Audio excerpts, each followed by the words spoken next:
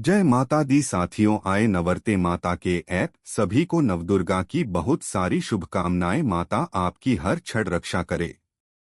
माँ दुर्गा की नवशक्ति का दूसरा स्वरूप ब्रह्मचारिणी का है। यहाँ ब्रह्मा का अर्थ तपस्या से है। माँ दुर्गा का यह स्वरूप भक्तों और सिद्धों को अनंत फल देने वाला है। इनकी उपासना से तप, त्याग, वैराग्य, सदाचार और संयम की वृद्धि होती है। ब्रह्मचारिणी का अर्थ तप की चारिणी यानी तप का आचरण करने वाली। देवी का यह रूप पूर्ण ज्योतिर्मय और अत्यंत भव्य है। इस देवी के दाएं हाथ में जप की माला है और बाएं हाथ में यह कमंडल धारण किए हैं। ब्रह्मचारिणी का अर्थ तप की चारिणी यानी तप का आचरण करने वाली। देवी का यह रूप पूर्ण ज्योतिर्मय और अत्यंत भव्य है। इस देवी के दाएं हाथ में जप की माला है और बाएं हाथ में यह कमंडल धारण किए हैं। पूर्वजन्म में इस देवी ने हिमालय के घर पुत्री रूप में जन्म लिया था और नारद जी के उपदेश से भगवान शंकर को पति रूप में प्राप्त करने के लिए घोर तपस्या की थी। इस कठिन तपस्या के कारण इन्हें तपश्चारिणी अर्थात ब्रह्मचारिणी नाम से अभिहित किया गया।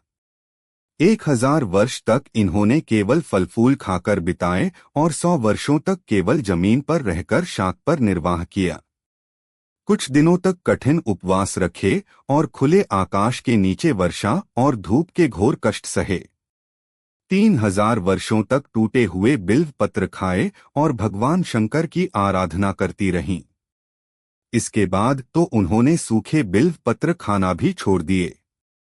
कई हजार वर्षों तक निर्जल और निराहार रहकर तपस्या करती रहीं। पत्तों को खाना छोड़ देने के कारण ही इनका नाम अपर्णा नाम पड़ गया। कठिन तपस्या के कारण देवी का शरीर एकदम क्षीण हो गया। देवता, ऋषि, सिद्धगण, मुनि सभी ने ब्रह्मचारिणी की तपस्या को अभूतपूर्व पुण्य कृत्य बताया, सराहना की और कहा, हे देवी, आज तक किसी ने इस तरह की कठोर तपस्या नहीं की। यह तुम्ही से ही संभव थी। तुम्हारी मनोकामना परिपूर्ण होगी और भगवान चंद्रमौली शिवजी तुम्हें पति रूप में प्राप्त होंगे। अब तपस्या छोड़कर घर लौट जाओ। जल्द ही तुम्हारे पिता तुम्हें बुलाने आ रहे हैं। इस देवी की कथा का सार यह है कि जीवन के कठिन संघर्षों में भी मन विचलित नहीं होना चाहिए। मां ब्रह्मचारिणी देवी की कृपा से सर्व सिद्धि प्राप्त होती है। दुर्गा पूजा के दूसरे दिन देवी के इसी स्वरूप की उपासना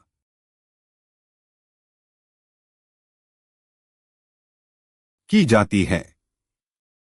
देवी ब्रह्मचारिणी की कथा के अनुसार पूर्वजन्म में इस देवी ने हिमालय के घर पुत्री रूप में जन्म लिया था और नारद जी के उपदेश से भगवान शंकर को पति रूप में प्राप्त करने के लिए घोर तपस्या की थी। इस कठिन तपस्या के कारण इन्हें तपश्चारिणी अर्थात ब्रह्मचारिणी नाम से अभिहित किया गया। 1000 वर्ष तक इन्होंने केवल फल फूल खाकर बिताए और 100 वर्षों तक केवल जमीन पर रहकर शाक पर निर्वाह किया। कुछ दिनों तक कठिन उपवास रखे और खुले आकाश के नीचे वर्षा और धूप के घोर कष्ट सहे। 3000 वर्षों तक टूटे हुए बिल्व पत्र खाए और भगवान शंकर की आराधना करती रहीं। इसके बाद तो उन्होंने सूखे बिल्व पत्र खाना भी छोड़ दिए। कई हजार वर्षों तक निर्जल और निराहार रहकर तपस्या करती रहीं। पत्तों को खाना छोड़ देने के कारण ही इनका नाम अपर्णा नाम पड़ गया। कठिन तपस्या के कारण देवी का शरीर एकदम क्षीण हो गया। देवता, ऋषि, सिद्धगण, मुनि सभी ने ब्रह्मचारिणी की तपस्या को अभूतपूर्व पुण्य कृत्य बताया, सराहना की और कहा, हे देवी, आज तक किसी ने इस तरह की कठोर तपस्या नहीं की। यह तुम्ही से ही संभव थी।